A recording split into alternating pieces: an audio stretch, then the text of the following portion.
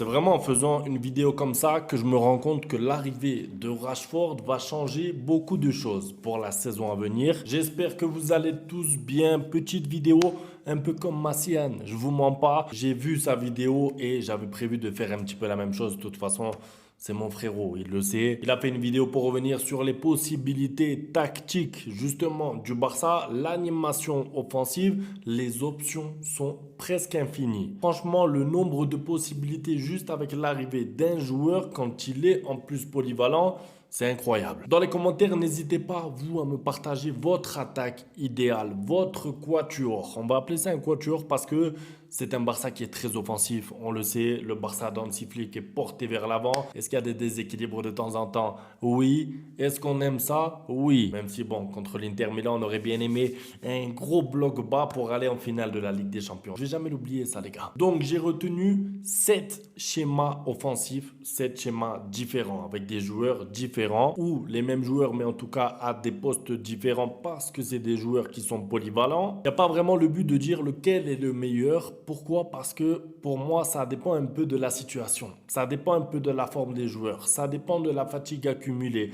Ça dépend de l'adversaire. Ça dépend de la tactique de l'adversaire. Ça dépend de qui tu dois mettre au repos. Ça dépend de plein de choses. Donc évidemment, parmi les 7 schémas, il y en a un que je préfère. Oui, c'est vrai, sur le papier. Mais le but, c'est surtout de vous montrer que le Barça, cette année, aura plus d'options que l'année dernière, clairement. Alors, on va commencer. Je sais que Rashford vient d'arriver, mais on va commencer avec, on va dire, l'attaque basique, l'attaque classique. Dani Olmo au poste de numéro 10, qui vient d'arriver il y a un an seulement, qui sort d'une saison moyenne, Dani Olmo, mais je pense qu'avec une préparation pleine, des matchs amicaux, un début de saison avec les autres, pas comme l'année dernière où il commence presque un mois après, ça peut le faire. Ça reste un joueur très talentueux. Lamine Yamal, bon, son côté classique. Lewandowski, numéro 9. Et Rafinha à gauche, mais on le sait, il n'est pas vraiment à gauche. Là, c'est sur le papier. Donc ça, c'est l'attaque, on va dire, de base. Comme si Rashford n'était pas arrivé. Et c'est un peu l'attaque qu'on était obligé de voir, puisque si c'était pas ça l'attaque, à chaque fois, soit il te manquait Rafinha, tu étais en difficulté, soit il te manquait Lamine Yamal à un moment pendant 2-3 semaines, et c'était l'ennui presque devant les matchs, il te manquait un peu de magie. Soit si tu enlevais Dani Olmo, parce qu'il était blessé, et tu te retrouvais avec un autre joueur, on va parler un petit peu plus tard de Fermin Lopez, mais en tout cas, c'était une attaque, tu ne pouvais pas trop te permettre de changer, c'était difficile. Tu faisais rentrer Ferran Torres dans cette attaque et franchement, il répondait présent, il a marqué beaucoup de buts, mais globalement, c'était l'attaque type et c'était celle où à chaque fois que tu perdais un élément, tu le ressentais en fait. Voilà, c'est là où je veux en venir. Là, le point fort du Barça avec Rashford, c'est que vous pouvez, même si je l'espère pas, hein, mais vous pouvez vous permettre de perdre un élément. Ça veut dire que si Rafinha doit se reposer, si Lamine Yamal doit se reposer, si Lewandowski même peut se reposer, vous pouvez compter sur un joueur comme Marcus Rashford, qui est un joueur plus que talentueux, même si je sais, il sort d'une ou deux saisons compliquées.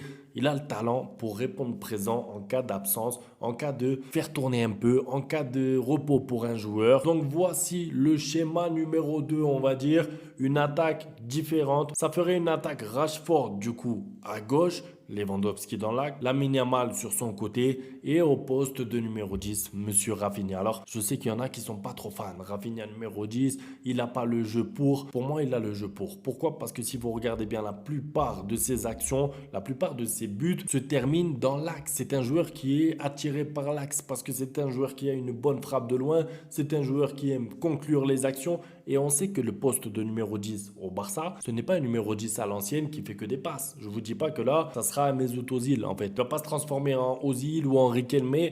Non, mais ça peut être une arme supplémentaire. C'est-à-dire qu'en fait, tu peux avoir potentiellement presque deux buteurs, presque deux joueurs qui vont se projeter dans la surface parce que Lewandowski sera dans la surface, c'est son rôle. Et tu as Rafinha qui peut soit tirer de loin, soit faire des appels dans l'axe tranchant. Il y a beaucoup trop d'options. C'est un joueur qui est dangereux, menaçant quand il est dans l'axe. Et en plus, il a quand même une qualité de passe largement correcte pour pouvoir évoluer à ce poste-là. En fait, souvent, quand on dit numéro 10, on a tendance à croire qu'un numéro 10, c'est juste un joueur qui fait des contrôles et des passes ou des belles ouvertures, un peu comme James Rodriguez pour citer des joueurs un peu plus actuels. Mais un numéro 10 avec le profil de Rafinha, c'est dangereux pour l'équipe adverse parce que, comme je vous ai dit, tir de loin, passe. Une qualité qu'a Rafinha aussi, c'est son volume de jeu, c'est son jeu sans ballon. Imaginez-vous un numéro 10 qui presse partout, qui récupère des ballons, qui aide le milieu de terrain, qui fait des pressings, des contre-pressings, des appels.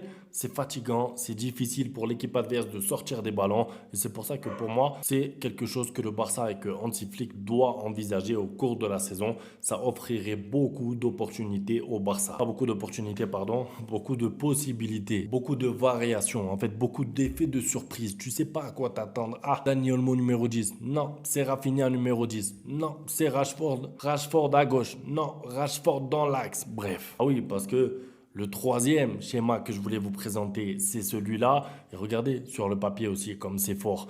Lamine Yamal, donc sur son côté, lui, franchement, Lamine Yamal, on va pas trop le toucher, même si après, je vais parler de la variante Ferran Torres. Dani Olmo au poste de numéro 10 pour distribuer les caviars. Rashford au poste de numéro 9 qui a déjà évolué à ce poste. Et c'est pour ça que je vous ai dit dans l'intro, la force du Barça qui arrive, c'est la polyvalence. C'est incroyable parce que tu peux passer de Rashford à gauche à Rashford dans l'axe. Tu peux passer de Rafinha à gauche comme Rafinha numéro 10. Il y a beaucoup trop d'options. Donc cette animation offensive-là, elle me plaît parce qu'il y a beaucoup de mouvements. Alors oui, tu n'as plus de Lewandowski. En fait, cette attaque-là, elle permettrait tout simplement à Lewandowski de souffler, chose qui va être plus qu'obligatoire. Hein, on va pas se mentir ici. Lewandowski, je pense qu'il a envie de jouer la Coupe du Monde. Donc, il va aller en Pologne faire les matchs de préparation, pas de préparation, de qualification pour la Coupe du Monde. Il a une Coupe du Monde à la fin de la saison, ce sera sa dernière, parce qu'il n'a pas pris sa retraite internationale puisqu'il avait eu un conflit avec le sélectionneur. Bref, vous en rappelez. Lewandowski ne pourra pas jouer 63 matchs avec le Barça, 15 avec la Pologne, la Coupe du Monde, c'est impossible. Donc, un numéro 9, il n'y a pas de doublure. Donc, qui peut jouer poste de numéro 9 dans ce Barça-là? Deux joueurs, soit Rashford, soit Ferran Torres. On sait que Ferran Torres peut marquer pas mal de buts, on l'a vu la saison dernière. Mais pour parler de Rashford, c'est un joueur qui a marqué beaucoup de buts aussi en étant dans l'axe. C'est un joueur qui peut prendre la profondeur. Il n'a peut-être pas le profil typique de numéro 9 pour les remises, pour se retourner. C'est peut-être pas le meilleur 9 possible, mais pour être la doublure de Lewandowski, pour participer tout au long de la saison et avoir un rôle important au sein de l'attaque du Barça, il peut l'avoir parce qu'il sera soit à gauche de temps en temps, soit dans l'axe pour faire tourner un peu, pour reposer Lewandowski sans avoir le même problème que l'année dernière.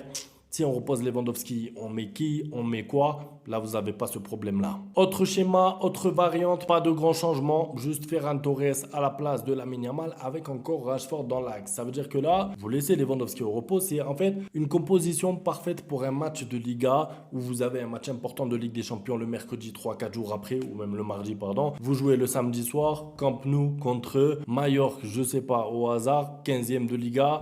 Vous voulez faire tourner Lamine Yamal parce que vous voulez qu'il soit frais pour le match contre l'Inter Milan le mardi.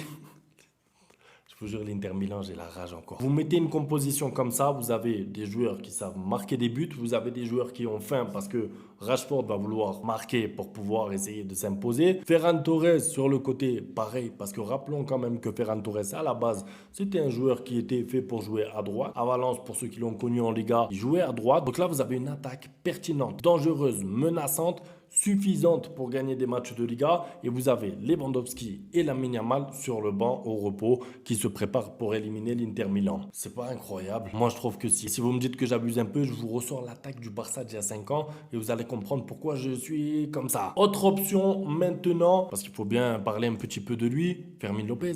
Fermin Lopez parce que la valeur marchande de Fermin Lopez actuellement c'est quoi? Moi c'est un joueur que j'estime invendable parce que son profil est unique. C'est un joueur menaçant, dangereux, pertinent, parfait pour jouer derrière l'attaquant. Je vous mets l'attaque là comme ça. Rafinha, Ferran Torres, Rashford et Fermin, ça c'est une composition. Pourquoi? Il fait moins rêver, je suis d'accord. Parfait pour la Coupe du Roi. Vous jouez en Coupe du Roi, pareil, contre une équipe de deuxième division. Vous mettez cette attaque-là, vous avez Lamine Yamal au repos, Dani Olmo au repos, Lewandowski au repos. 3 joueurs incroyables au repos et pourtant vous avez une attaque Rashford, Rafinha, Fermin Lopez, Ferran Torres. Voilà, c'est peut-être pas la meilleure attaque du monde, je le sais, mais en tout cas, c'est pertinent. Ça marque des buts, j'en suis sûr. Ça tire de loin avec des Rafinha, avec des Fermin Lopez. Et en plus, vous avez vos 3 stars sur le banc. Si jamais le match se complique, si jamais vous avez besoin de faire entrer Lamine Yamal. Autre schéma, et là, c'est un peu plus particulier, vous allez comprendre. Dani Olmo, faux numéro 9, Fermin Lopez, juste derrière l'attaquant, Rashford à droite, oui, pas à gauche, et Rafinha à gauche. Ça aussi, c'est une composition particulière. Je sais pas, malheureusement, Lamine Yamal se blesse, Lewandowski n'est pas là. Tu dois gagner un match important, tu joues contre un bloc très bas, tu as besoin de mobilité. Tu mets Pedri derrière, Fermin Lopez avec De Jong. Tu as en plus de ça Dani Olmo qui décroche, qui joue le rôle de faux numéro 9. Ça bouge de partout, ça court de partout. Pareil, c'est pertinent. Alors peut-être qu'avec cette attaque-là, tu ne pourras pas éliminer les gros cadors en Europe, mais je parle surtout pour des matchs de Liga. Tu joues à domicile ou à l'extérieur contre le 10, le 12 ou le 14e, ça doit faire le travail. Concernant Rashford à droite, parce qu'encore une fois, on en revient sur un point que j'ai dit tout à l'heure, la polyvalence. Vous avez un Rashford à droite, vous croyez qu'il est mauvais à droite? Il a déjà joué des matchs à droite. D'ailleurs, il était très fort avec Aston Villa contre le PSG, souvent en partant de la droite. Sa fameuse action où il est décisif, il part de la droite, il élimine. Un joueur total. Il a des endroits où il est meilleur sur le terrain que d'autres, c'est normal. Mais il est à l'aise partout. Et c'est ça la grandeur pour moi des grands attaquants, qu'ils peuvent un peu s'adapter là où on les met. Ça a été le cas de Rafinha qu'on a baladé aussi à droite, à gauche, au milieu. Même Xavi le mettait un moment. Il est bon partout parce qu'il a envie de bien faire. Déjà, les intentions sont là. Il n'y a pas de story Insta, des pivots gang et des compagnies. C'est des joueurs qui travaillent pour le bien de l'équipe. Alors voilà, c'est compliqué de sortir la meilleure attaque.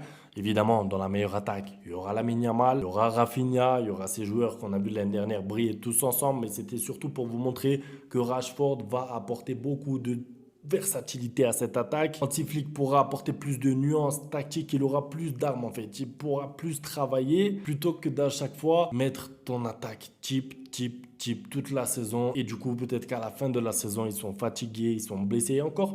Je trouve que la saison dernière, le Barça a vraiment évité les blessures. Quand on voit Rafinha, il s'est presque pas blessé, à part un petit moment où il était fatigué à cause de la sélection. Lamine Yamal qui a joué presque toute la saison à part de 3 semaines. Et Lewandowski qui s'est blessé, c'est vrai, dans le pire moment, au pire moment de la saison. Mais globalement, je trouve que le Barça s'en est bien sorti la saison dernière. Dans le cas où on arrive là avec une saison où un joueur ou deux se blesse un peu plus longtemps, on sera content, croyez-moi, d'avoir un joueur sur le banc, soit comme Ferran Torres, soit comme Rashford, qui peuvent justement apporter beaucoup de danger, être buteur, être décisif, sans se dire chaque match, ah, il n'est pas là Rafinha, donc on ne peut pas marquer.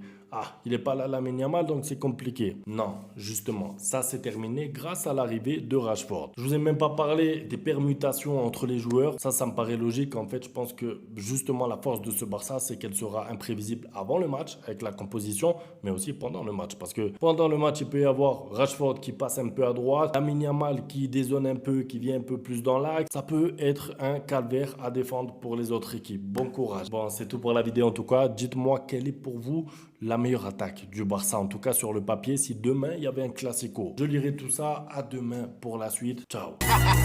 Bang, bang, bang, bang, goodbye. Ustedes pueden aceptar mi negocio o aceptar las consecuencias. Plata o plomo.